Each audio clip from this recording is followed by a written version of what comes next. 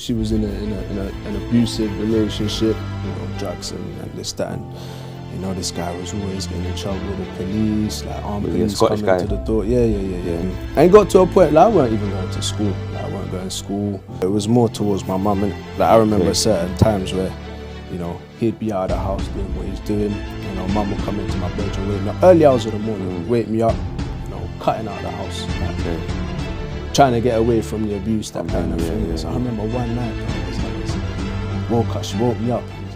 So I just left the yard, and ended up running, bro, pitch black. And we ended up going to like a woman's refuge. Got on top to the point where it even got physical one day. I remember being in a cold corridor, bro, burnt oak, and trying to sleep in cold is impossible. I had to break that barrier, innit? And this is why I do what I do nowadays, because football for me was what put me in with that crowd. You know, like the newspaper stand, remember the metal newspaper stand outside the shop, and he just licked your head off it like that 3 times. Bro. Licked off your head. You know, like when I was doing the thing with Arsenal, I was working on their Kicks project, which is like an estate-based project for young people that come from deprivation, that can't, you know, afford to go and play for a football team and this, that, and the other. So, you know, so the Kicks project was is a project that was funded by the Premier League. And I started as was like a trainee. A trainee, that's what I'm saying, bro. I started as a trainee still. And then you climbed up to becoming the head of Kicks for Barnet. So I think within 6 months, quickly I was leading the project, and then I just then started leading the other projects in the borough. 2011, I think I won the Barnet Council's like young inspirational person of the year award or something. Come on, man, let's give a little clap for that, man. Appreciate it. Premier League Blacklist Award. So that was, you know, for Leon man. Yeah, let's give another, you know what I'm saying? People know. Man, just know about it. Welcome to episode 3 of Point of View. Today we have a very special guest. We've got a very, very special guest, a very good, close friend of mine, childhood friend of mine.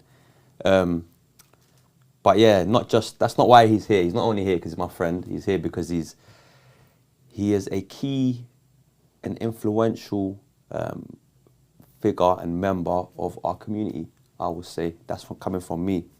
I would say he's a leader in the community, the Barnet borough. He's done a lot of works. He's very humble. He's very modest. You know what I'm saying? So he might play it down, but yeah, man. Ashley Levien, man. Welcome. Same, my bro. My brother, man. Come on, man. Appreciate you, man. Appreciate you. Come on, man.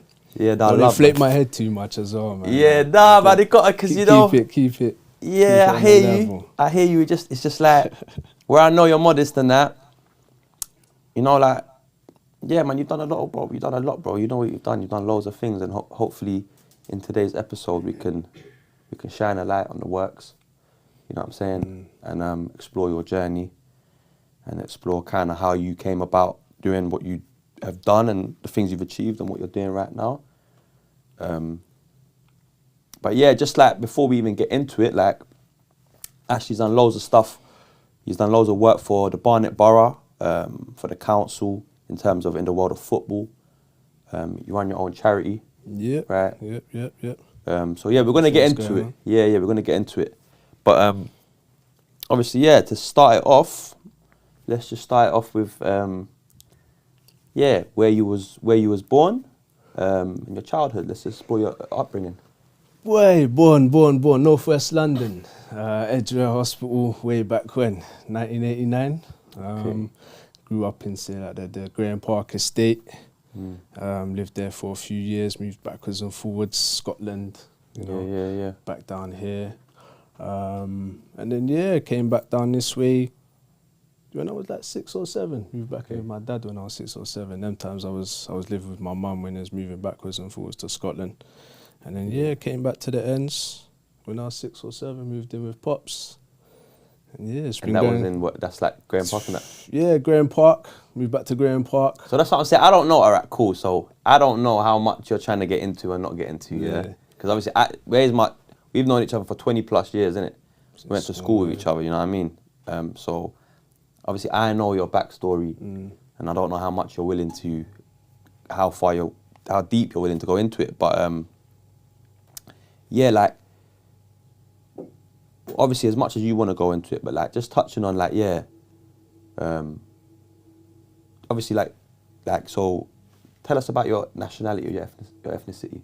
So I'm born here, you know, black, mixed Caribbean, grandparents Jamaican. Yeah, man, just... What are you mixed with? Jamaican, English. Okay. Yeah, the usual. Okay. You see a light-skinned brother, it's always Jamaican, or, you know. And when I got the beard and it's longer, I'm Muslim. Yeah, you know okay. Come on, man. We take your shahada soon. It's Ramadan as well, man. Shout out to all the Muslims, man. Trust me, man. We're fasted today, man. But yeah. Yeah, all right. So, so you're mixed race. So, growing up, you're saying you spent time living with your mum, and then you came to the ends living with your dad. So, like, can you go into that a little bit? So that's something you're willing to do? Boy, yeah. I mean, certain times when I was up in Scotland, innit, it got a little bit mad. So okay, so tell us how you was. Yeah, tell us about Scotland. Just tell us. Scotland. Yeah, my mum was in a relationship with this guy, Scottish guy. Met him, I think, up there. And this guy weren't the guy, innit, proper abusive. So I was seeing all of this kind of energy and whatnot, and this kind of goings on within the family. Yeah. And got to a point like I weren't even going to school. Like I weren't going to school. My mum was very slack, you know. Shout out Mumsy though. But, big up Mumsy. Come on, man. That's what I'm saying. That's why I'm being a bit conscious, because it's like if I ever do one of these, I'm gonna just start talking about where my mum done this and like that. But I love, you get what I'm saying, and you know that we all of us as humans, we're trying our best in it. So we're not here to, you know what I'm saying. But so just to just to slow it down a bit, like so like, how long were your parents together before they split up? Bro, I don't even know. I don't even remember them being together. Okay, that's what I'm saying. Yeah, I don't remember them being together still. As far as I'm aware, they weren't together when I was born. Okay. You know what I mean? So, but yeah, like the Scotland Go back thing. to Scotland, yeah. Scotland thing. She was in an abusive relationship, you know, drugs and this, that, and you know, this guy was always getting in trouble with the police, like armed police coming to the door. Yeah. So, it was mad. It got too mad. Obviously, me being the person that I was, or that I am, you know, light skin, not being around too many other people that's like me in school. When I was going to school, people weren't really, you know, fucking with me. Racism and stuff. Yeah. Even at that young age, you know what I'm saying? So mental. Yeah, for me, I had to break that barrier, innit? And this is why I do what I do nowadays, because you know, football for me was what put me in with that crowd. So when I'm the outcast, the black sheep in that environment, I'm stepping onto the football pitch. Okay. And them times there, bro, like, I'm showing these man what time it is. Not even trying to make myself... I know you got the pace, man, the left foot, man. Come on, man.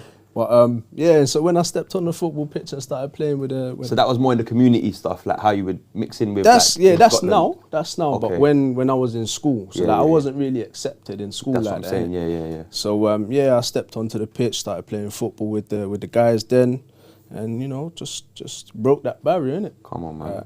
Football's that's one of the best things about football. It's kind of one of them universal languages, man. It's one of those things that just brings everyone together, innit, man? You know what I mean? So it's like a religion. Yeah, big up football, you know what I'm saying? Don't big up the people that run football, but big up football as a sport. And all right, so you were in Scotland, and your mum's partner was an abusive man, but was he like racist and stuff, or? Boy, do you know what? It's that can you remember it, or is it a long time ago? I remember bits and pieces. I remember bits and pieces. I remember, like, you know, man used to put me up on the kitchen shelves and leave me there, and you know, when you're young and you're, you know, playing with matches. I'll give you an example. So I was playing with matches one time, innit? And I lit up the bedroom that I had at the time. I lit it up, like, there's a fireplace in there. So I put the match in there, lit it up, like, you lit the whole bedroom on fire? The fireplace. Oh, the fireplace. Sorry. Yeah. Could have then just went mad, innit? But bro, I remember being like, man, put me in my bedroom for what felt like a long time, bro. What felt like a long time. Couldn't go to school. The only time that I could come out of my bedroom was to eat. Mad you know, thing, them put you in things jail. there. Yeah, bruv. Yeah, exactly that. So, yeah, like, a lot of things, other things were going on, you know. And then that's what I'm saying. I don't know how much. Again, I'm not trying to you get what I'm saying. Hey, you know what? Ask me the questions, bro. Nah, I remember you told me some mad. Like, that's what I'm saying. Right now, you're saying like the. I'm keeping it. You told me some other things, bro. Like that. Like, you know, that I don't even know. Like, that's what I'm saying. You might not want to go into, and that's completely understandable, isn't it? But like, I remember you telling me, like, obviously, some physical. He was a physical guy, and yeah. Obviously, where you was mixed race, you was black, and that he didn't really, you know what I'm saying? Yeah. From what I remember, it was more towards my mum, innit? Like, I remember certain times where, you know, he'd be out of the house doing what he's doing. You know, mum would come into my bedroom, wake me up early hours of the morning, wake me up, you know, cutting out of the house, like trying to get away from the abuse, that kind of thing. So I remember one night, bro, I was woke up. She woke me up, and I just left the yard, ended up running, bro. I mean, it was pitch black, and we ended up going to like a woman's refuge. Stayed there for the night.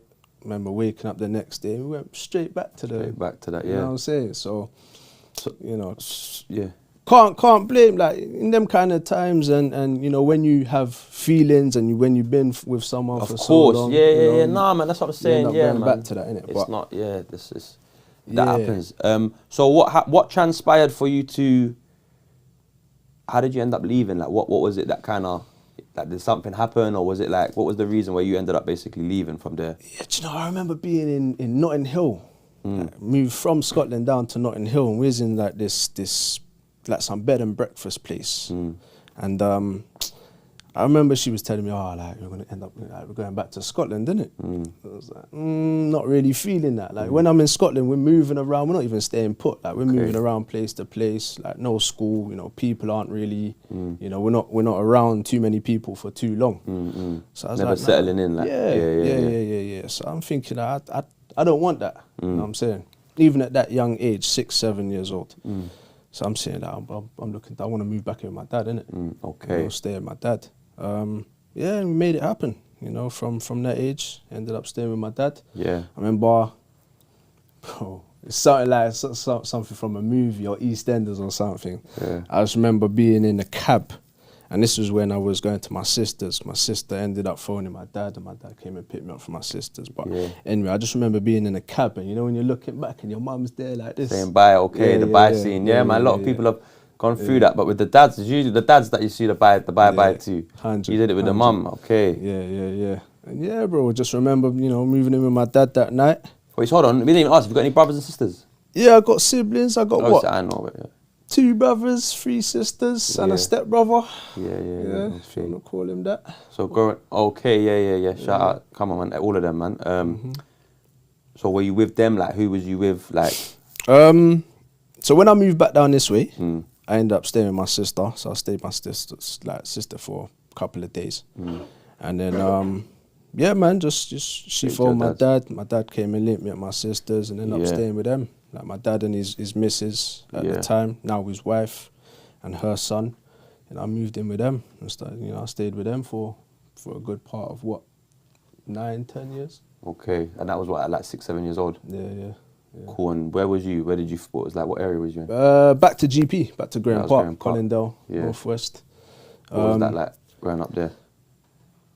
You know what? GP them times is different. It's different. Yeah, obviously I know you've got your issues and that, but you know, me, I'm a person that always kept myself to myself. I'd associate with a lot of people, but you know, I never got myself caught up in any madness per se. But yeah, man, it was good. It opened up my eyes. You know what I'm saying? Like, you come from them kind of areas, it's like, it's deprivation. Like, you're seeing the blocks and, you know, abandoned flats and, you know, all of that kind GP of stuff. I think at that time it was the biggest housing estate in the whole of Europe, innit? Yeah, I think it was, 300 blocks, something around that. Yeah, there's a lot of blocks there, man. Yeah. And what was it like the contrast of coming from Scotland to there, like?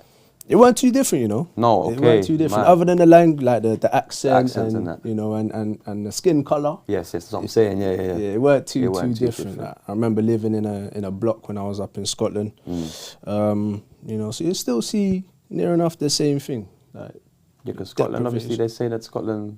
Yeah, certain parts of Scotland. Mad out there as well, isn't it? Yeah, certain parts of Scotland. Yeah, they're mad still. So then what? So then living with your dad, how was that then? It was alright.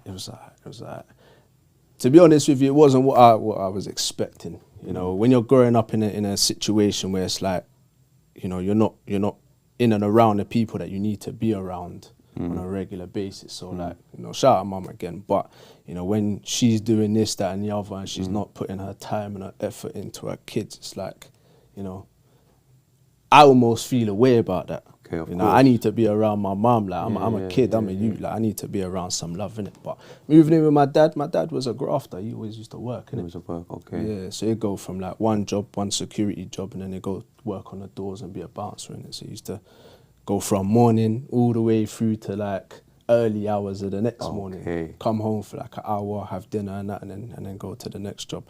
So it's almost like that cycle was carrying on. Okay, so it weren't that much better than what you was, No. And then, go on. Yeah, them times it's like, because I'm in and around his partner. And the stepbrother.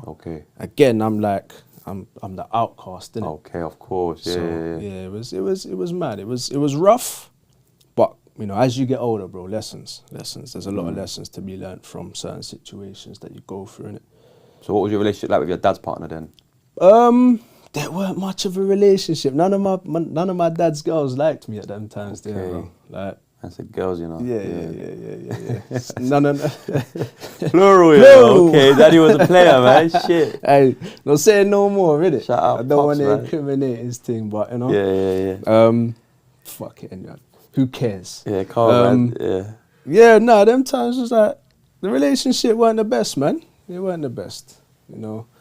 People that I was around, so his partner, you know, she was very much about her son. Her own son, okay. You know what I'm saying? Yeah. I'm just that kid that's just moved in and now responsible for, you know, she's responsible for me, essentially. An extra mouth to feed. So, yeah, I mean, it got to a point later on in life, you know, where the relationship just got rocky, like especially when I got to the teenage years. You probably remember some. That's what stories. I'm saying. I know certain things, yeah, man. Yeah. Like I don't know, like So do you want to go into that if you're like willing to go into that? Yeah, as you got into a teen and going to school and. Yeah, man. So, come teenage years, you know, you're still feeling away about certain things, isn't it? Like whether it was past traumas or whatever, but I started acting away. You know, I hold my hands up to the bullshit that I used to get into. But you know, at the same time, it's like you're expecting to be around people that are there and looking out for you, innit? Of course, yeah. So you know, got to the teenage years, and you know, I ended up doing some things in school. You know, robbing people in school. Okay, you was changing rooms. Sorry to those guys there, you know. And just weren't feeling it. At a certain point in my life, I got to a point where I was just like, you know what, can't do this no more. Like, you see the favoritism in the household. Okay, that's what I'm saying. You know? I'm kind of touching more on that. What was going wrong there, which was leading you to kind of act out. Go certain ways. Yeah, you know what I'm saying. Bro, I remember. I used to do a paper round. So I was delivering 400 plus papers for a local like news agent or whatever. And I was making £10 a week off these 400 papers. These times I was 14, 15. Yeah. So I'm delivering these papers, saving my £10. I've seen this bike that I've wanted. This bike was, I remember, 140. It's £140. Little red thing, you know. And bro. So I stacked like 14 weeks. Didn't spend a penny. Bought the bike. Had the bike for a little while. Let the stepbrother ride the bike.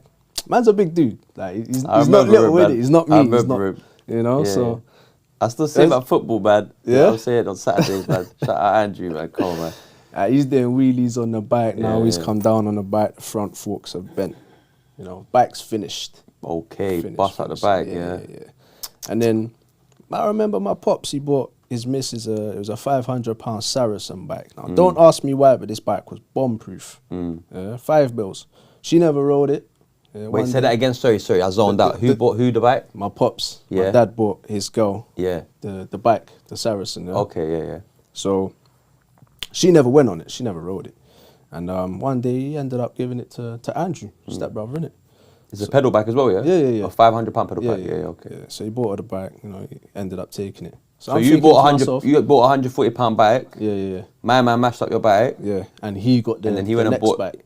A next bike for his missus. For his missus. That was £5. And then, yeah, they gave it to him. And then they ended up giving it to Andrew. Yeah. Okay. So I've got no bike now. Okay. You know? So Andrew brought your bike and he just got a £5 bike. There you go. Scooter, like, remember these times we're kids, innit? Yeah. Scooter, had a scooter. Man jumped on the scooter, like, snapped the scooter in half. Oh, shit. I didn't get my scooter replaced. Okay. You know what I'm saying? So them times it's like, you're feeling like, all right, cool. That's making you feel away now. Yeah. Like, come late at night, we had a dog, innit? Late at night, telling me, can you go and walk the dog? Yeah. I'm there by myself late at night. Yeah, I'm safe, like, I'm cool. Yeah. You know? But at the same time, it's like when they're going out, when my dad's not home, they're going out, they're walking the dog. So she's walking the dog with her son. And they're not calling me and saying, so yo, basically, like, coming out. Yeah, like favoritism and a lot of and then even you're saying, even from your dad himself, he was kind of favouring her son. Yeah. So, you know, we'd get into it, fights and that. Okay, come home. Yeah. You know, we're both fighting. We're both in a situation together, innit? But I remember one time my dad came home, bro. When I tell you, put his fist through the door, cut his hand open and that. Came to my room, started having a go at me, innit? Yeah. All right. So he was blaming you. So why do you think he was reacting? Is that to kind of keep his woman sweet, basically? Probably. He weren't trying to mess up his pattern that he had with his woman. Yeah. So he's thinking, he's that guy. Okay. That guy. But then, so you and your stepbrother, did you go to the same school? Yeah. You lot are the same age, right? The exact same age? A month apart. I'm older by a month. So you was in the same year and that? Yeah. Okay, so what was it like then in school? Same thing, really. Same thing. Like, because I went to school, like, I know what it was like. I was there, innit? Yeah. I remember you looking out for him a lot. Like, I remember, like... certain fights. You was protecting him a lot in school. Like, in school, that was your brother, innit? Like, that was your blood brother. Like, you'd move like he was your blood. Like, you had his back, like... Yeah. Do you know what it is? That's how I remember it, innit? Yeah, when you're living under the same roof and that, and you know, you're around each other all the time, you have to, innit? But that's what I'm saying. That's where it's like, because obviously you're telling these stories and it's like, they might not be in the bigger scheme of things the most extreme, but it's like when you're coming from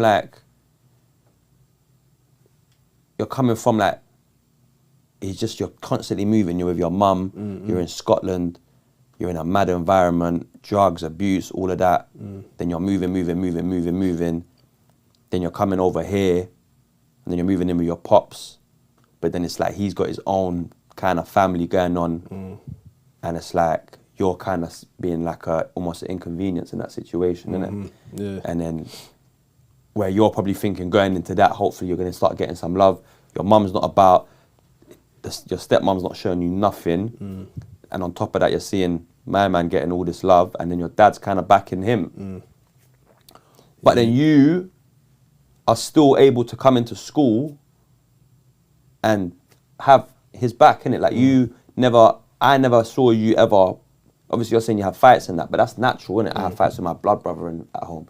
So that's just what you do at home. But in school and that, you weren't never like, where maybe that was an environment where maybe now you could have had a one-up on him, or you could have, you know what I'm saying? You never patterned like that. You was never dealing with it like that. You was, from what I remember, innit? It was like, you'd always look after him, innit? As much as you could, obviously, because he's his own man, innit? Yeah, 100. That's just been me, innit? Yeah, that's what I'm saying. That's what I'm trying to shine a light to say. Like, that's a credit to you, because a lot of people that might have gone through what you went through could have went left. Yeah, and they might have used that as, you know what I'm saying? And so I don't want to spend too much time on all that again, but it's like, to me, you've already listed a bunch of reasons where, like, you could have chosen to, go left, innit? You know what I'm saying? You had a lot of reasons and excuses, innit? And it's like you was in an environment where street life and criminality was, you know what I'm saying? You're in Grahame Park, bro. Like if you're from Northwest London, you're from our borough, you know Grahame Park. You know what I'm saying? So it was rife, innit? So it's like, we glorify, a lot of the time, innit, people that, you know what I'm saying, done this and that, you know what I mean? But it's like, there's people in the community that coming from the same sort of, you know what I'm saying, and that didn't make certain decisions. Not to say that you definitely made some. You know what I'm saying? You definitely. You know what I mean? I'm sure we'll go like, into that. but like, you never been jail, right? You never went prison. Nah. You know what I'm saying? And touch wood. Do you get me? Yeah. Well, yeah. Thank God. But all right. So then what? Like, what was the peak of that situation then? Like, how did that come to a peak? Like, in terms of like, that's the situation at home, and you're starting to act out now, and your dad's starting to get mad with you, and you and the partner aren't really seeing eye to eye. And like you're having your little moments with your stepbrother, like then where did that culminate? Like what was the, you know what I'm saying? Well, I think it got to a point where I was just like I had enough, innit? Like going backwards and forwards all the time, and the certain treatments that I was receiving at that time, you know. So in the end, it was just it got on top to the point where it even got physical one day. You know, I remember his wife, his wife, innit? She had me up against my bunk bed, like gripped me up. So I thought, nah. I weren't having it, gripped her up against the wall. Like, I'm not one for advocating the, you know, the women and violence thing, but... No, but that's more of a parent, innit? Like, Yeah. Don't touch me. Yeah. And then, I just remember, bro, like, she phoned my dad that night. My dad came home, and all three of them were there, like, at the doorway, and I was there in my bedroom, and they gave me an ultimatum. They said, like, pack up your stuff and go, or you fix up. I was like, no, you know what? I'm not staying in this kind of environment. So I left, bro. I left 16. These times I was living in Stone Grove. So I packed up my stuff and left. You know, half so 11. you moved from Grahame Park to Stone Grove at that time? Yeah. Can't remember what age. I was like early secondary school. I moved to SG. And then I just remember leaving. And since then, what did you do? Back. But what did you do? Like, where did I go? Went to my brother's.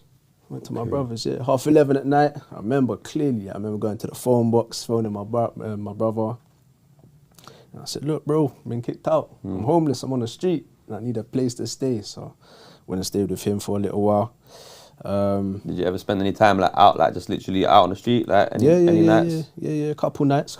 So when I was living with him, because that's where I started when I was homeless. So when I was living with him, certain times he'd go up to Scotland. He's got some friends and family up in Scotland. So, you know, where I'm not able to access where he lives, I'm there on road. Stranded, I remember being in a cold corridor, bro. Burnt oak. And trying to sleep in cold is impossible. So I end up getting up, you know, walking around Burnt Oak High Road and that, you know, me and the foxes. Because it's different, like, you know, like we've all done an all-nighter and that, but it's different when it's not, you're not voluntarily doing the all-night, you know. Unintentional. It's different when you're that age and it's like, yo, your mum's not, you know what I mean? Your dad's not, like, no one's about you. You have to do this all-nighter. Like, it's different to like, yo, let's go to the park and you know what I'm saying? And we've done that a couple We've done that as well, but it's different, you know what I mean? It's different, man, like, you know what I'm saying? It's different, like. Because I know with my personality, you know why? Because my personality, if like some of the stuff you're telling me, how I would have probably wanted to deal with it would have been different, innit? You know what I mean? Yeah. Like and the fire the rage that would have put into me.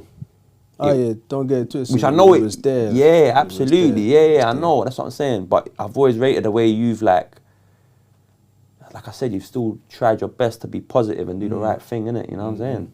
Yeah. Bro, you know what it is? Like I say, as you get older, you learn and you realise certain things, innit? Like, me, I'm responsible for myself. Whether that be me physically or me mentally, I'm responsible for myself. So I can't allow all of this stuff to get to me, innit? That wasn't a mentality back then, though. That wasn't the mentality then. That's the mentality now. But, yeah, man, it's... What was the mentality back then? Fuck everyone. You was angry at the world. Fuck the world. The world owes me, or, you know, fuck the people that have done me wrong and that kind of thing. But yeah, man, it's all a learning curve. This life thing, you know, there's no manual to this. Yeah, 100%. You know? So you have to just roll with the punches and go through it. So and that's all I've been doing, man.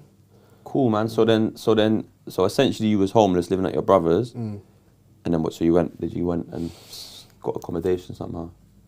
Shout out to man them. You know, Max. I was staying at Max's. Oh man, big up Max, you know, man. Couple nights there, you know. My brother. Yeah, 100. Couch to couch.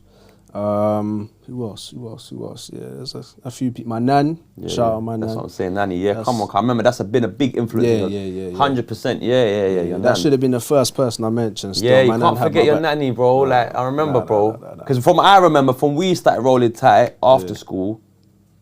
That was the one person that you always it was different with her, innit? Yeah, like anyone, you know, if you come from a Caribbean background, not necessarily a Caribbean background, but Caribbean more so. You come from a Caribbean background, your nan's the one, innit? Yeah. You go to nan's on a Sunday, you have your Sunday dinner. That used to be the one. Like when I was living at home with my pops, you know, we go to nan's like Christmas and spend Christmas there and that kind of thing, innit? So was that somewhere where you would get some warmth and a bit of love? 100%.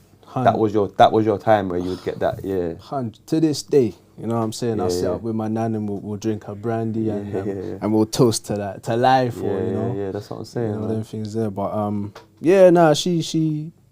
she kept me on the straight and narrow. That's what I'm saying. That was a big influence. I remember this, bro, Car. Yeah, when things could have went all the way left, you know, she kept me on that right path still. So, you know, the lessons that I've learned, a lot of them have come through her as well. You know, she's an elder at the end of the day, and you got to respect that and respect. That's your dad's mum, journey. right? Yeah. So yeah, shout out Nan.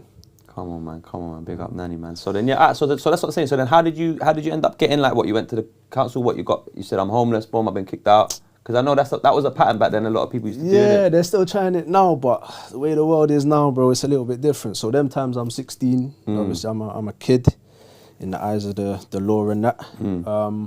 So where'd I go? I went to the council, Barnet Council, and I remember times I was plotting up their bags. You know, I went with my bags and that, clothes, just waiting in the offices, trying to see someone, trying to work the accommodation. Yeah. Went up there bare times. Bare times. I have to go backwards and forwards. So that was a graft in itself. Like, yeah. It was long. Had to get. Like saying all that is that.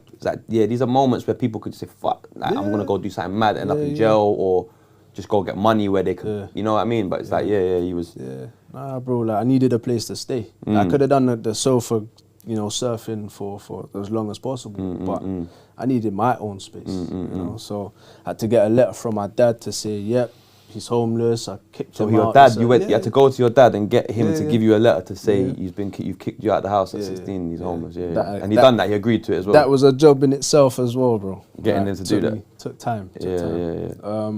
But yeah, I got that. You know, went back to the council, and luckily they gave me a little hostel, little 1-bedroom hostel up in Finchley, and I stayed there for a little while. What, Barbara Langston? Barbara Langston house. Yeah, a lot of people will know about Barbara Langston. Shout out everyone that lived in Barbara Langston, innit? Like, Black. Apart from some. Not everyone, all right. Yeah, lived up there for a little while. You know, that day were vibes. You remember? Yeah, bro. I remember the block, 100%, big time. Little gatherings, you know, smoking. A lot of things was going down in that. That was, Yeah. Very active place. Yeah. But then, you know, 9 times out of 10, keeping yourself to yourself. Well, I am anyway. But yeah, ended up staying there. Got kicked out of there. Do you remember the reason? Wait, you got kicked out of there. You want to share that? It's up to you, man. Do I put you on the spot as well? Wait, you can swear this is your podcast, man. You know what I mean? I didn't bring you here for this, but you know what I mean? Alright, so yeah, ended up getting kicked out of there. BB gun, remember the BB gun we had? BB gun, yeah. So go on, you want to tell the story? Way. I'll let you tell the story, man. I think you was there at the yard. Tell at your the time. point of view, your version. My point of view, yeah. I'm saying, cool, what was your point of view on the story? From what I remember, innit, I got weed brain, bro. I can't remember. Yeah, now we all do still, you know, but so my point of view. So ended up, I think you was there that night. And we was, you know, playing with a BB gun and whatnot. And then the next morning, woke up. I think I was trying to sell an Xbox or something that day, innit? Okay. And I remember one of us was firing a BB gun out the window. These times I lived on the top floor of the block. On the other side of the block, you had another block, innit? And someone must have snitched from the other side, man, because CID was there. You know, they were, you know, posting up in our block at the bottom. And then when it was going to sell the Xbox, obviously went onto the main road, and walking down the main road, the next thing you hear is sirens. So I'm looking, thinking nothing of it. Yeah. 2 seconds later, get on the floor. Yeah, you remember that one? I remember, yeah. Yeah, man. Yeah, because you remember on a weed brain thing. I remember it. I remember that shit. I remember that shit. I remember being on the floor, bro. That was trauma, man. Yeah, man. What were they? The cable ties. The cable ties. The cable ties. I was telling this story the other day to one of my youngers, and yeah, I just remember them lot being ruthless as they are. Yeah. Like what I remember, yeah, coming to yours. Did I stay the night that night? Yeah, I think so. Are you sure? I think so. Are you sure, yeah? No, I'm not sure, but I remember coming in the day, and then you just pulled out this BB gun, like, look at this. And obviously, like, not an incriminating thing, but it was like, I remember it was like, yeah, this could potentially be, you know what I'm saying, something to do some stuff with, innit? And I was gassed, like, like, it wasn't a real thing, but at them time there, you didn't need a real. It looked all right. It looked good, yeah. So I remember that was the vibe, and then you had to go sell experts. I remember I was going up to, I think, Jake's house. Going to Woodside Park, was going to walk up there, and then there was a game or something on the way. Something was shot the Xbox yeah. And then I was just being silly out the window with it, innit? Because the builders were building the block, and then you got the phone call on the intercom because you was cool with a security guard. Because it was one of them blocks where like it was secured, innit? So it was like you come into the block, then you got to let them know who you're visiting, then they'll contact the person. Because what was the block for? It was for people that's been kicked out of, that troubled kids and people, innit? That's a hostel basically, innit? Yeah, it's like a temporary accommodation for, you know, people like me that got kicked out of their house or, you know, other, at them times obviously you're vulnerable, innit? So other vulnerable people, innit? Yeah. But that's what I'm saying. I remember it was like a lot was going on there, so it was a secure thing, innit? So I remember I'm just doing what I'm doing out the window, and then you got a buzz, you answered, and then I'm just in my own, you get me? And then you said, yo, that was weird, like. And I said, well, what happened? And you said, oh, my man's just like, the security guy's saying, oh, who am I with? And he's just asking me, he's acting weird. Like, you was picking up on the weirdness from then. Yeah, you're good. I don't even remember that. That's what I'm saying. I remember this shit, like, and I was a bit like, oh, yeah, like. Thinking nothing of it. Yeah, like, so what does that mean? Like, and you're just kind of like, brother, it's just something weird, something. I was like, yeah, cool. Then we've decided to, like, make way or whatever, and then we've gone down. I remember as we was coming out of that secure bit, I remember just noticing a big white man in like combats, and a man you would not normally see in these buildings, innit? And I think we must have been high. We must have smoked some weed at the time or something. No doubt. Like, them times there, bro. Yeah, we didn't really notice it, and then we're walking, and then again we're walking up the high road, and then you've tapped me and said, yo, don't make it bait, but bro, like, I swear the camera's following us, the big blue camera in North Finchley. Yeah. So I've kind of just gone like that, and then, like, just going like this. And I'm like, yo, it's come like it's following us and that. And then at the same time, but man's not preying none of this stuff, like. And then the sirens have gone off, because obviously they switch it off when they're about to, you know what I'm saying? So they don't. And then, like you said, we got moved to. Like, I thought I was getting rushed, bro. I don't know what. Like, the man was slamming man's head on the concrete. I remember seeing you, because this guy was resisting. Yeah, you was resisting. I submitted. After the man grabbed my head and whacked it on the floor, I submitted. I was like, yo, you know what I mean? This guy, you was resisting. And I remember the guys, you know, like the newspaper stand. You remember the metal newspaper stand outside the shop? And he just licked your head off it like that. 3 times. Bro. Licked off your head. You know why? Yeah. You know why? You tell him to fuck. You said fuck off. Go. Because obviously man was cuffed up like at the this. back. Yeah. And he was making me go down like this. Like, my back's hurting. You weren't bending over, So I'm trying to go up like this. And man tried to put my head back down. He just licked You told him fuck off. He said, don't swear at me. You said fuck off. Bam, he's licked your head. Yeah, so I remember seeing all that, and it was like, we're still young, man. We was what? I was just turned 17, I think. Yeah, I think so. Obviously, there's people that have gone through worse things at younger ages, innit? But all we can talk on is what you've been through, innit? And for me, that was a bit mad. And obviously, I had some weed on me, I remember. They locked off the whole high road. They started waving around. gun in my pockets, like waving around the weed. I remember all the man were there. Everyone's mouths just dropped open, watching us like they don't know what's going on. Just bare armed police and that. So yeah. I remember being in the paper as well. Yeah, we made local papers, man. You know what I'm saying? You're famous. And the bad thing was the headline. What was the headline? I can't remember. You don't remember the headline? It was gun boys arrested, bro. Yeah, that's it. So I remember the next day we've come to the ends. We've gone to the chicken shop. All the band were there. And man, I said, we say gun boys, yeah? And it was like, but no, but at the end of this article, it said the firearm was later found to be a BB gun, firing air. You know what I mean? But I remember going back to the ends. I think I moved off by that time. And I'm going back to the ends, and one of the shopkeepers, oh, you was the one that got yeah. But yeah, like that was like, I remember for me, that was quite an experience. That was quite like, we weren't really in the streets like that to be dealing with guns and that, but we were at an age and at a point where young, dumb, and having fun, bro. We could have, you know, like with what our intentions were at the time, potentially with that toy gun, essentially, like. But a lot of people have done a lot of things with those sorts of things, innit? You know what I mean? So it's like that was like I believe in God, innit? So for me, that was God's little sign, yo, if you wanna do all of that, this is what you gotta. Consequences. This is what you gotta deal with, innit? 100%. So yeah, not to come away from that, not to spend too much time on that, but yeah, that was just a wake up call, innit? It was a wake up call for me. So yeah, man. Yeah, and I think because of that incident, that's what got me kicked out of the hostel. Of the hostel, exactly. That's why we're talking about it. So you got kicked out of the hostel. Yeah, went to Palmer's Green, stayed in Palmer's Green for a little while, in like a little bed and breakfast. Yeah, I remember that place. Yeah, used to hotbox that place and I remember that place still.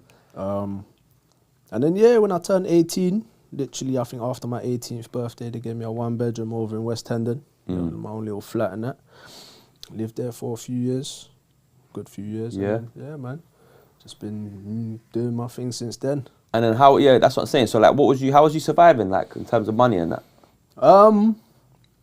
As I was working, I was doing the Barnet football club thing. I was working for the football club, doing all of their estate. So when did you start doing all of that? 2010. Okay. 2010. Okay, you started working with Barnet. Yeah, but before all of that though, like I was doing a college course. Like back in school, I fucked up my GCSEs and going home thinking, like my dad's gonna be pissed when he sees these results. Yeah. So that day, bro, I went to remember Connections. Yeah, Connections. Yeah, of course. Tried to soften the blow. Yeah. You know what I'm saying? So I went Connections and went there. Old school for real, yeah. Said to them, look, I'm trying to get into something, because if I go they home... would help you, these people, innit? Yes, you'd go to the Connections, they would help you with stuff, If I go home with these GCSE results and my dad sees these, like, at least I can say, I went there and like, this is my next move. I'm trying to soften the blow. Yeah, 100%. So I went there and they hooked me up with like a college course over in Tottenham, and the college course was with Arsenal as well. Okay. You're Arsenal fan, right?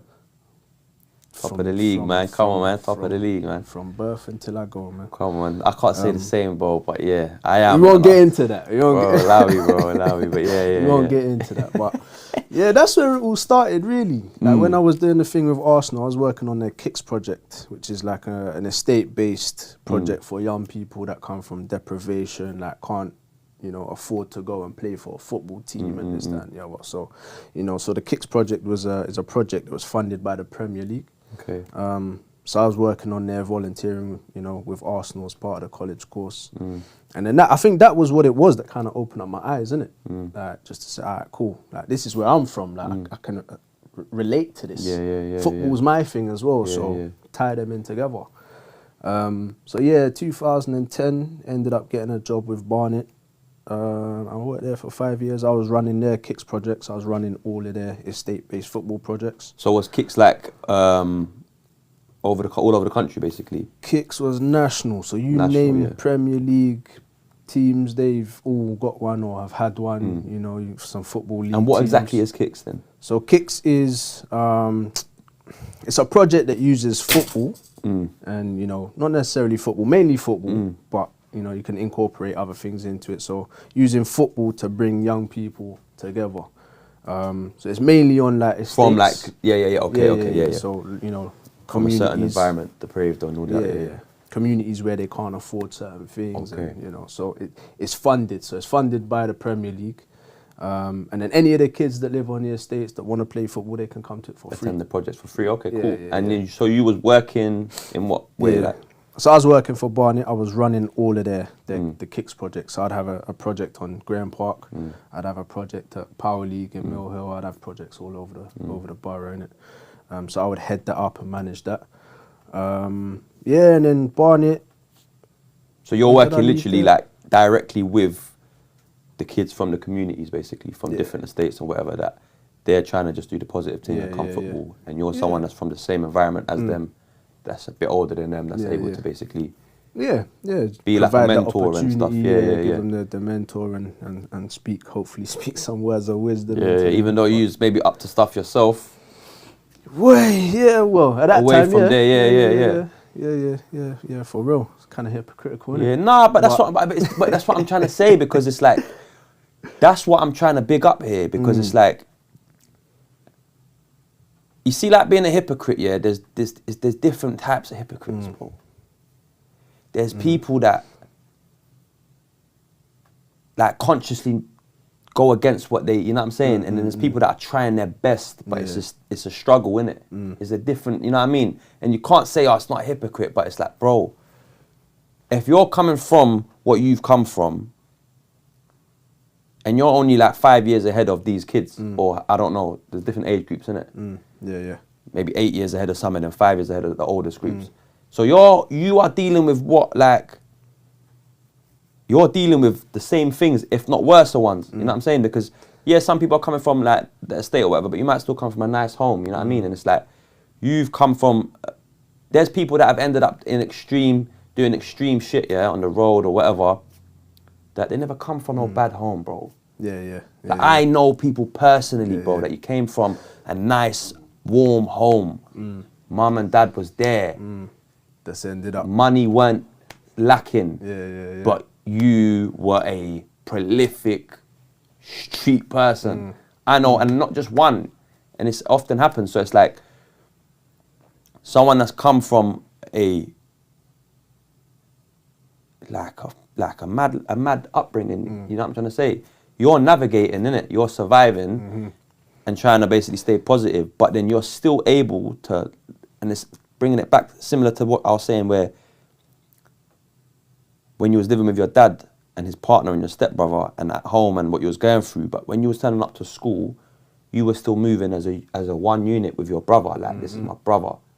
So you were still doing the right things, you were still being positive, you still had compassion in that moment, innit? You weren't using it as an excuse. And it's like later on down the line, you might be up to whatever you're up to outside of work, but you're still turning up to work and providing these sessions for these kids. Like because I remember there were times where you wouldn't turn up. There was times where we would have a mad one on the previous night. All nighters. You know what I mean? And whatever party, whatever. And in the morning it was long. And you was like, you would have to flop the session. And you're flopping a session for potentially 20 kids. Now they got nothing to do. So what are they going to spend their time doing? And that could be the moment where they end up going and doing whatever. You know what I mean? So, and then I remember it got to a point where you wouldn't do that no more. You weren't flopping your sessions. You would be strict with it. Even if we did have a party at and it was always at yours, because you were the one with your own house.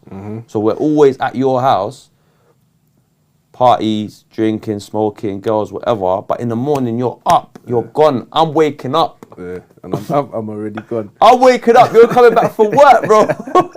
Like, you know what I mean? And I'm billing it, like, and you're just like, you know what I'm saying? And I remember even one mad time, I don't know what it was, where the police came to your house. Why did they come to your house? When you was there. I was there, bro. We would have. And the tin was on the tin. Bro, what? I don't know why they came to your house. That was the fraud thing. Mad thing. We won't get into it, but bro, this is what I'm saying, where it's like blessings, bro. The police have turned up. They've searched everything. Heart was in my mouth. Apart from the biscuit tin, where the incriminating things was in the biscuit tin. They've touched, like, we're sitting there just waiting. They're gonna, you know, and they've left. They just took. I remember they took some other stuff, connected some other stuff, but what was in there was different, innit? So, yeah, man, I remember all that. But yeah, you were still turning up for these sessions and providing these kids with, and at Kicks, were the people that worked at Kicks, were they like yourself, or would you say you was like? No, I'll be honest. The coaches that I had working, the coaches themselves, like the coaches that I had working for me at that time, they didn't come from the same kind of environment as me. But the kids, yeah. The kids, yeah, that's what I'm saying. Yeah. So Kicks, there was a project that we had on Dulles Valley Estate up in High Barnet. So a lot of the young people from there, you know what I'm saying, they would come to it. And other little local areas across So they would, Barnet. would you say they would relate it to you? They were like, the way that you would deal with them, like, you weren't just like a teacher from school. You were like potentially an older brother or someone that, you know what I mean? I just keep it all the way 100. 100 like, with them, I'm not that guy trying to come in and try and, you know, I'm not trying to be the teacher or the preacher or anything like that or anyone's parent, but I just keep it 100. You're an older from the ends that, Yeah, like I get it, like, I'm not saying my story is the worst, innit? There's a lot of young people that I work with or have worked with whose stories are a lot madder than mine. It was always existed. 100%. But, you know, them coming from that area, understanding that there's not a lot going on for them. You know, this is a place where you can come to, you can do what you want, you can express yourself and come and kick ball, innit? Yeah. That's what I needed when I was growing up. That's what I'm saying, You know, that was never around. We had youth club once a week on a Monday, but other than that, there was nothing, bro. So being able to do something like that for the young people there that, you know, are going through things or just, you know, ain't got nothing or no one around. And would you say even for yourself as well, that was like, in itself, like, maybe you didn't clock at the time, but that was a positive, like a therapy for you in a mad way, like? Yeah, potentially. I mean, the football more so than anything. Yeah. You know what I'm saying? I like football. Like I'm. That's what I'm saying. Yeah, you're still getting your escape in a mad way, innit? Yeah. Getting to go do that. Like, you know what I mean? That's like. Yeah. It's like, it's gonna sound mad, but it's like chilling with a man them, but are like 4 or 5 years younger than you. Yeah, that sounds a bit mad. But, playing football then. Yeah. But it's about showing them the path as well, right, you know what I'm saying? So, alright, cool. You might be going through this now. I've been through that. You know what I'm saying? Like, if I can get through it. So you're doing a lot of that stuff, innit? Yeah, that's what I'm saying. It weren't just kick-ups and, you know what I'm saying? Take them to, like, football tournaments, you know. Take them across the UK, bro. Take them better places. You know, playing in football tournaments at Stamford Bridge, Aston, you know, going to Aston Villa, Liverpool, Everton, you know, going up to Manchester and playing, you know, against the Moss Side boys up in Manchester, you know. So we're going across the UK, taking them from the ends. Taking them from the usual environment, things that they're used to, what I'm saying, you know, and taking them and seeing the other side of life. All right, cool, where we're taking them might be similar, but what I'm saying is, what we're showing is that you're not the only ones, innit? Exactly. But there's a lot more out there for you to go and experience. And they're getting to experience that with someone like you as well, is what I'm trying to say as well, where it's not just some 40-year-old, like random person, you know what I mean? It's like someone that's, you know what I mean? So they're getting the benefit of that, and they're getting it led by someone that's coming from where they're, like, you know what I mean? Yeah. Trust me, those things are important, man. It's different, innit? Yeah, 100%. I mean, you look at like you said, a 40-year-old, like not racist or anything like that, but you know, you look at a 40-year-old white man. Yeah, I didn't want to say it like, but yeah, you say it. I'll say it. Fuck it, I'll say it. 40-year-old white man that comes from the sticks, you know, comes from money. He's not going to be able to run a project like that. Do you know what I mean? You know, so he might not even be able to maintain the numbers to turn up. Like, I remember you was getting numbers, bro. Like you're getting kids. They come, they want to, like, where it's like, you know what I'm saying? Yeah, there was a time where even Tottenham Football Club, you know, big up Tottenham and the man them over at Tottenham. Fuck the team, but you know, the man them over there. You know, you know, certain men were trying to come over and run a football project in Barnet, but they weren't doing it. You know, they weren't able to get the numbers. That's what I'm saying to you, yeah, bro. You know, and again, not trying to big myself up, but I stepped in, ran it for Barnet Football Club, bro. I was having numbers every week. So you didn't start as the head, did you? Nah. I started as I was like a trainee. A trainee. That's what I'm saying, bro. Yeah, I started as a trainee still. And then you climbed up to becoming the head of Kicks for Barnet. So I think within, 6 months? Quickly. I was leading the project, and then I then started leading all the other projects in the borough. That's what I'm saying, man. That's big stuff, man. Yeah, but yeah. That's works, and that's at what age? 21. 21. That's what I'm saying. 21, something like that. You know what I'm saying? 21 with the background, the experiences that you're dealing with yourself, and then you're doing that. That's what I'm saying, man. That's not nothing to be laughed at, bro. You know what I mean? Yeah, but obviously still things were going on at them times, innit? Yeah, I remember all the things that was going on. I was with you more time. Okay, yeah. Cool. We got some time. Yeah. Cool. Yeah, that's good though. Yeah, things were going on. You want to talk about them or not? Well, no, obviously we was doing what we had to do to survive, innit? Yeah, it was outside, man. You know? It was outside, man. Barnet football club, them times, I always had the intention of setting up my own thing. Okay, that's what I'm saying, yes. So that inspired you to think, well, I want to do this independently. Yeah. When you go anywhere, bro, wherever you go, if you're working for a next man, then there's always red tape. Of course. There's boundary, there's limitations as to what you can and can't do, innit? So when I was at Barnet, obviously, I was trying to step on toes. Like I saw an opportunity in Boreham Wood. Like there was nothing going on in Boreham Wood. Okay. People were crying out. I had people from the council saying, "Look, we need this project over here." There, yes. So I was like, "All right, cool. I'm going to set up in Boreham Wood." So I went to Boreham Wood. Funnily enough, went to Boreham Wood's football ground, and they had an AstroTurf outside it. So I set up a project there. Innit? First session, 2 people I think came. Next one, or before the next one, Boreham Wood's chairman saying, "Yo, like, what's going on?" Like, not to me personally, but saying, "Look, you lot are run out. You can't be doing that." Okay. So, all right, cool. Next session, I'm hearing like 20, 30 kids turned up. So you're missing something. There's something not there, and these kids are going to miss out. There's a demand for it, yeah. So ended up not doing it over at Boreham Wood. Okay. And from then I was like, you know what? Let me do my own thing. So I set up. That way you're free to go wherever you want. Yeah. I'm not limited by, people or the red tape. This area or that area, or organisations. Yeah. So set up my own thing, Suburbos in 2015.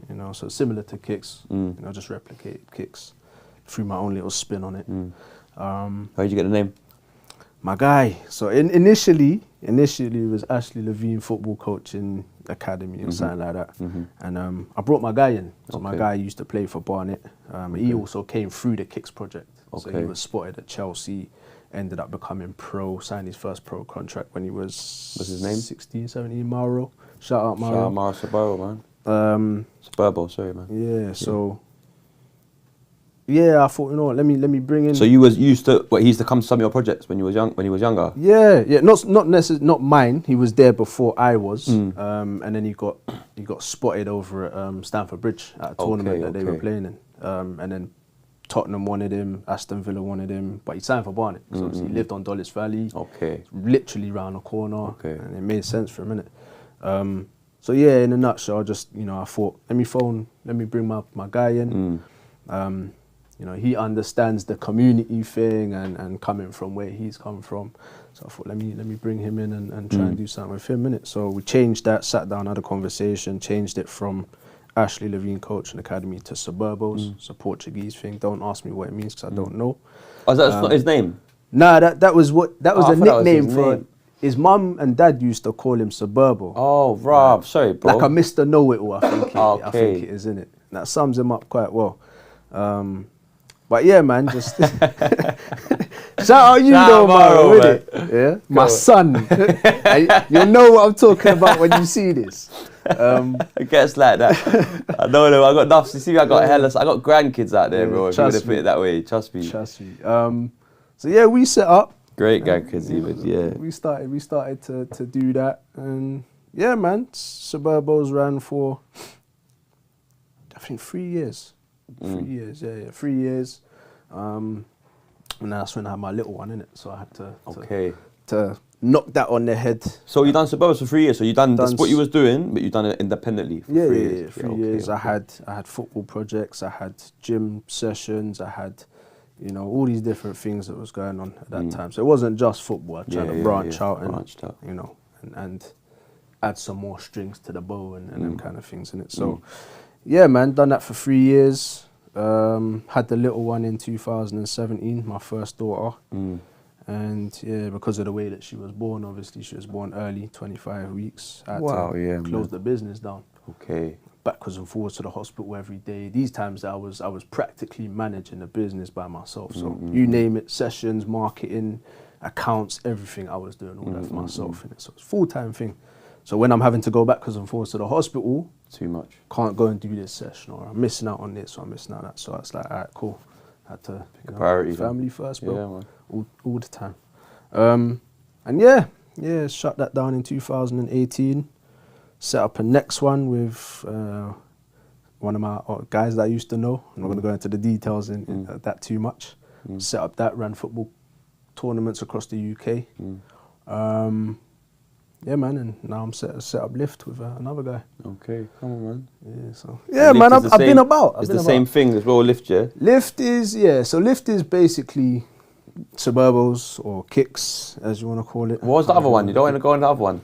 Kick off at 3. Why you don't want to talk about kick off at 3? Kick off at 3? Nah, do you know what? I'll be real. Kick off at 3, the work that they're doing over there. Yeah, bro, just talk the things, man. Co-founded Kick Off at 3 in 2016, 17. You know, ran tournaments in Barnet, set up our first one. The first tournament was in Croydon. I got roped in. One of the guys over in Croydon was trying to run a tournament, and the guy that I was working with at that time, he was like, Ash, can you come and help him? He don't have a clue. So, no problem, went to Croydon. I ended up running the tournament, very successful. And then from there, the next year, we said, all right, we can do this. You won an award. I remember you won an award, man. I remember seeing photos of you with Ian Wright and shit. Like, do you know what that was? You won an award or something, or did you go to an award show or something? Am I going mad? Nah, I've won a couple still. So. You won some awards. That's what I mean, man. Talk about the awards, bro. 2011, I think I won the Barnet Council's like Young Inspirational Person of the Year award or something. Come on, man. Let's give a little clap for that, man. Appreciate it. That was a minor one. Man, it's inspirational, man. The one that I won was the one that you're thinking of, I think, is the Premier League Blacklist Award. Yeah. So that was, you know, for Leon Man. Yeah, let's give another, you know what I'm saying? People know. Man just know about it. Yeah. You see that one there? I was invited to the ceremony, like the award ceremony and that, innit? Yeah. I didn't go to that, you know. No way. No. Right, you're bougie. bougie. Yeah. Nah, do you know what it was? I think at that time I was going through some things, innit? Okay. Guess like that. Mentally, I weren't in the right frame of mind. But at the same time, I was like, I don't do it for the accolades. I don't do it for the awards and that. It's nice to be recognised, but I don't do it for that, innit? I do it for my community, my young people. But yeah, I never went to that, man. But that was a big one. That was the biggest one that I won. And then I won the next one, a Darren Campbell Community Award or something like that the year before. Yeah, there's been a couple. Come on, man. But yeah, man, it's the awards thing. It's not what you're on. Yeah, I know, but that's why I'm here to, you know what I mean, to shine the light on it, man. Because I'm not on the awards thing, but I'm on showing people that, you know what I mean. And it's important. So alright, so you done kick off. Yep, kick off at 3, ran that for a few years. That's still going, right?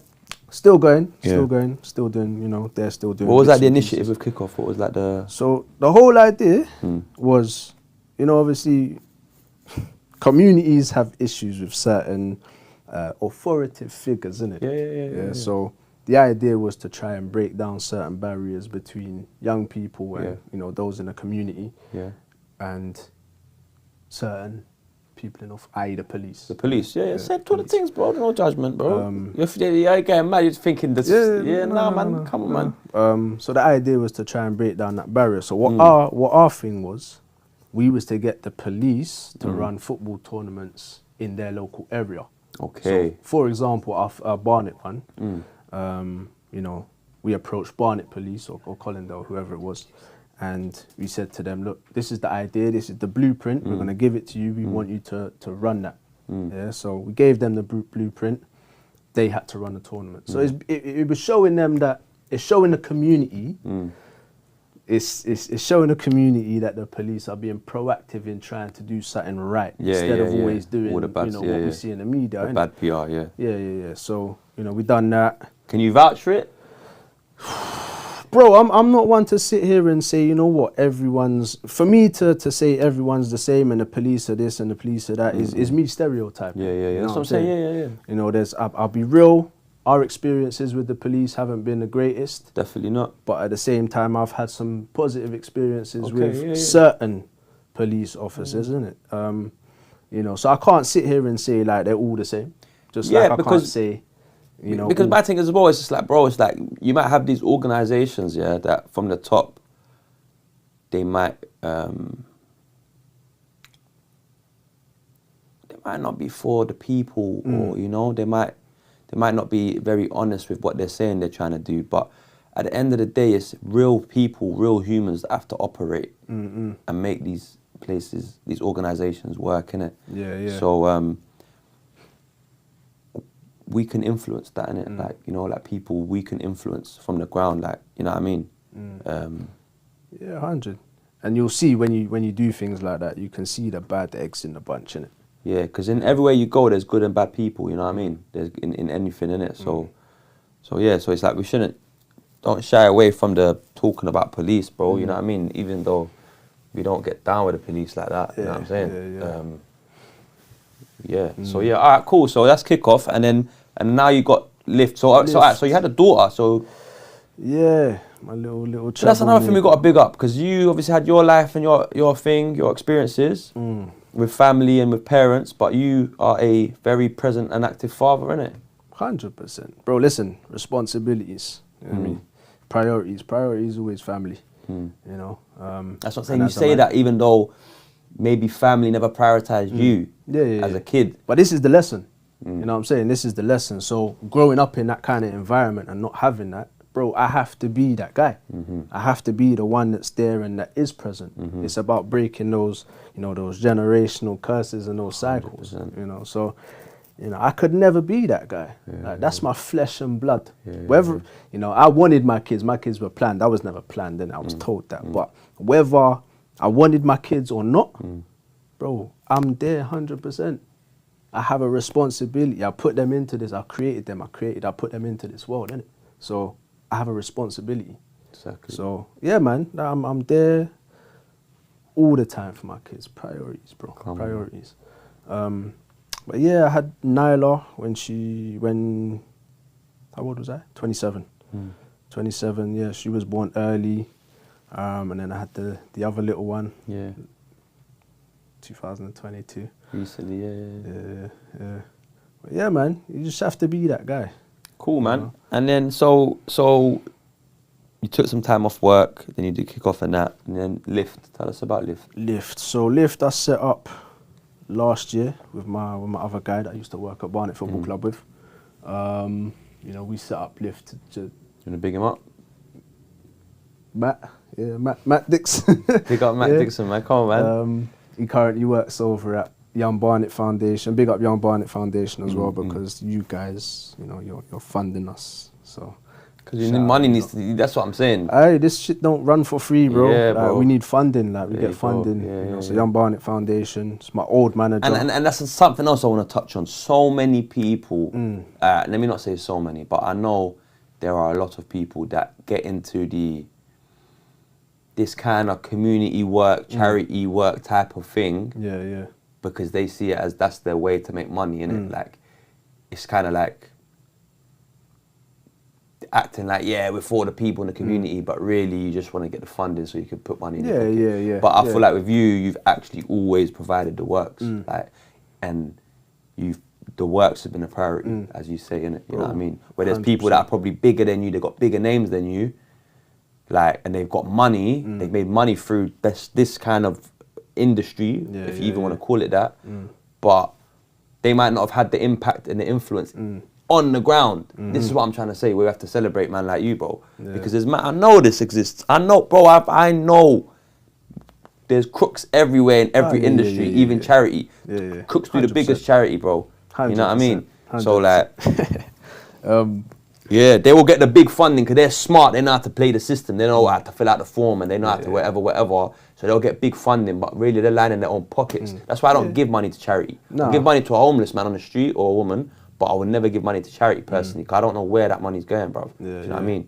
But you're someone that, you're in that field, that line of work. You've been in that predominantly, but you've provided the actual works on the ground. Like, all money that comes in through our business goes back out into the community. Do you know what I'm trying to say? You know what I'm saying? Yeah, we get paid for the work that we do, as we rightly should. You know, absolutely, we rightly should. yeah. But you know what I'm saying? So, come on, man. Serious stuff, man. And I know differently as well. I don't know if you're still doing it. You was working with Brent Council as well, innit? Yeah. Recently. So, I'm working over at Brent now. So I'm working with an organisation called VIA. You know, shout out everyone over at VIA. So the work that we do now, that my full-time work is working with young people that have drug and alcohol problems. Okay, so it's all the same themes, man. Yeah. So, you know, we might get young people that come to us and say, "Oh, like, I'm bunning too much weed. I need help trying to stop." So they'll come to us and we'll have a conversation. I know I'm not a young person, you know what I mean, but I'm 11 weeks off, you know what I'm saying? Shout out you, bro. Thank you, it's man. a big deal still. Thank you, man. But sorry, go on. Young people that come in that are using hard food and, you know. Mental. Yeah, like mental and emotional well-being issues. So it's like they're coming to us trying to get the help, innit? So our job is to help them and help them try and either reduce, completely stop, or just put their mental in the right space. You know what I'm saying? So if you're doing that, think about it. If you're doing it for yourself, like, I know for me personally, when I was growing up and I was in like a certain mindset, I had no one, bro. Like, there was no one that I could go to and say, "Yo, like, I'm feeling like this today." You know, I had to get out of certain holes by myself. Exactly. You know, so I know how that feels. So when the next person's coming in and saying, this is the problem, bro, like, I got you, innit? You know how to I don't even know you, but I got you. Yeah, exactly. You know, so that's what you do full time right now? Full time. And that's what Brent's saying. So that's like, again, the community. Like, all them that's works, bro. Yeah. That's works, bro. Yeah, part of me is like, you know what? I need to come out of this stuff now. Not my thing, not LIFT, but just come out of the, you know, certain work that I'm doing now. Gets a lot. I need to be more selfish, bro. Okay. I feel like I need to be more selfish. Yeah, you probably do. You know, start making some proper, you know, proper monies out here. Yeah, set yourself up. Yeah, man. But until that time comes, bro, I'm grafting, I'm grinding. Come on, man. That's it, man. Yeah. It feels like, that's it. We're rapping now. So, is there anything else you want to touch on? Anything else you want to, like, anything you might have forgotten about? Anyone you want to big up? Anything else? You, bro, because I know you've always been grinding. Yeah. We need a point of view for you at some point. Oh, yeah. I've got to remember the point. Yeah. So we need a point of view for you at some point. Shout out you, because you've always been the guy that's out there grafting, innit? Come on, man. Yeah. From young. You know, on the platform that you're providing, you know, for me, for everyone else that's coming onto the podcast and that. You know, something that you don't have to do, but you're doing it. Man, love, man. So shout out to you, shout out to the man them, you know, everyone that's looked after me growing up, that's allowed me to sleep on their sofas and them things there.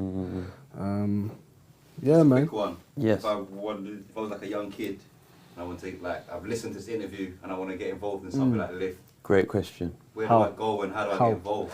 Social media. We're on social media, so you get us on Instagram. So we've got the Instagram at LIFT, LIFT CIC. Website as well. We've got the LIFT website, www.lift.co.uk. Not too active on Twitter and everything's there, but we're on Twitter. Yeah, man. So anyone that's you don't even have to be from Barnet. You know what I'm saying? Even though our projects are Barnet, you can come from anywhere. Anyone, you'll take on anyone. Yeah, get involved, man. Cool, man. So yeah, this is what I forgot to do this with Mikey. This is the last part of the thing, innit? Because obviously it's point of view, which is the point of view, but it sounds like the point of view. I spoke about this already. So the two main questions that I meant to hit all the guests with. So we had Mikey in episode 1 that I never hit him with these questions because I forgot. Episode 2 we never had the guests. So now I'm going to keep this theme consistent. So I'm going to ask you 2 questions, yeah? So one is, what is your point of view on the current state of the world and humanity? Boy. And it's just you can say whatever you like. I'm just saying the current state of the world and humanity, whatever comes to your mind. What is your point of view on that? We live in a fucked up world, bro. Okay. Like, just plain and simple, we live in a fucked up world. There's a lot of things that's going on that shouldn't be going on. You know, there's a lot of political agendas and whatnot that's going on. But I can't even get into that too tough. I know that there's right and wrong, as we discussed, and there's a lot of things that's going on now that I don't believe in. But yeah, in terms of the world, and bro, we need more love in this world, man. Like, there's too many people out here trying to do the negative and having bad agendas or negative agendas, but we need more love out here.